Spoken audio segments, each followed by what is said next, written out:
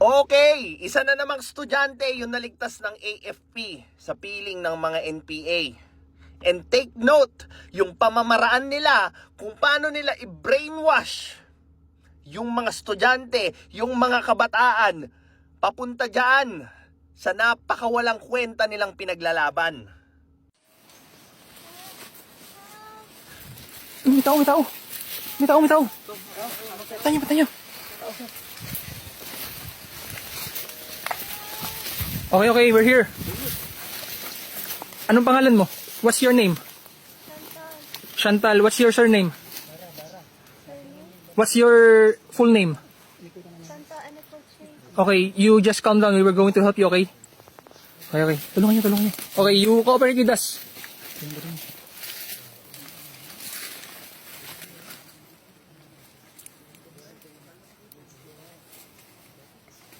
Careful.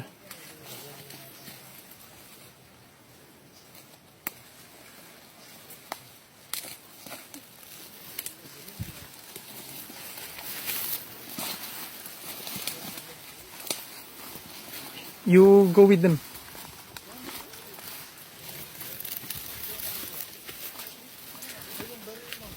Uy, mag-ready ka na pagkain dyan.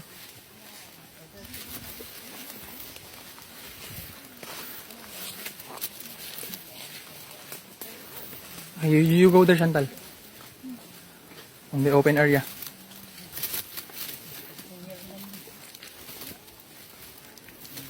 There, you wear your slippers.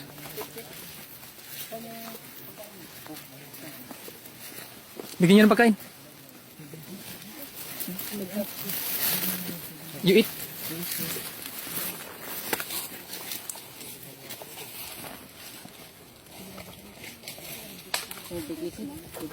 You just wear that. Kainin. You eat first.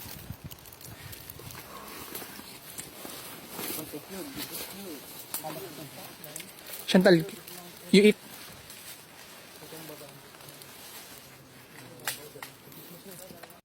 Grabe oh. Payat na payat nung bata. Tapos, alam mo yung halatang hindi siya sanay sa ganong setup kasi hindi nga siya makapagtagalog. Most likely konyo to. Pinakaingat-ingatan ng magulang. Tapos dadalhin mo sa ganyan. Para ano? Paano mo sasabihing mulat? Mulat yung ganyang klaseng aktivista ko, no? Sige nga. Paano siya aalam ng mga problema sa sistema kung ultimo Tagalog? 'Di ba? Hirap siyang sabihin. God, paano palulusutin na naman ng Makabayan Black tsaka ni Kariben to? Yung isang squad mag-scour. Mag-scour yung isang squad. Baka may mga, alam pa daw dyan, may mga baril-baril or kung ano man. Dito lang. Clear naman na doon. Dito lang banda. Dito lang. Ha? Bakit sa kanila? Umakit ko na. Doon, nakuhan ko na doon. Doon banda. Pinuntahan mo na din. Ba't ka napunta dito, Chantal? Why did you come here?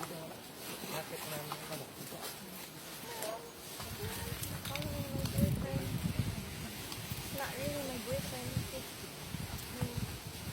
He's a what? Fling? Why did he take you here? In Mindoro? What's his purpose? Huh?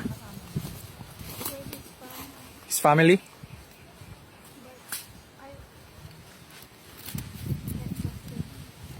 If you don't trust him, then why did you come with him? I thought I could trust him, but he didn't treat me well, so I just ran away. I thought I could trust him. Yan yung pinaka-foundation ng recruitment ng CPP, NPA, NTF. They will give anything. They will say anything. Kahit na gaano pa kadilim kasinungaling yung sasabihin nila, basta sumama ka lang sa amin. Ultimo, yung pagmamahal, 'di ba? Yung fling, boyfriend, so on and so forth, gagamitin nila para lang doon sa agenda nilang bulok. You tell us the truth. We're trying to help you, so you better tell us the truth, okay? Why did you come here? I'm embarrassed. Why? What are you embarrassed about? I came here for a boy. When I should have been with my family. Ang saklap, I came here for a boy. Nahihiya ako na nauto ako nung ganong klaseng lalaki. But, yung mga tao or grupo na nanguuto, wala naman silang hiya eh. Hindi na nahihiya yung mga yan because alam nila na kung ano mang kasinungalingan yung sasabihin nila para lang mag-recruit, para sa kanila, justified yun. Justified magsinungaling, gumawa ng masama as long as yung bulok na ideology na pinupush forward nila mangyari. Panoorin nyo na lang yung buong video. Naawa ko sobra dun sa bata. Kasi obvious eh. Wala siyang alam doon sa taong nag-invite sa kanya. Ginamit lang talaga yung idea ng pagmamahal, relasyon, para lang mapapunta siya doon. To have a different purpose. Ngayon, tignan nyo kung ano ang gagawin ng Makabayan Black. Ano ang gagawin ng mga members ng CPP, NPA, NDF, and paano nila iti-twist yung ganitong kwento.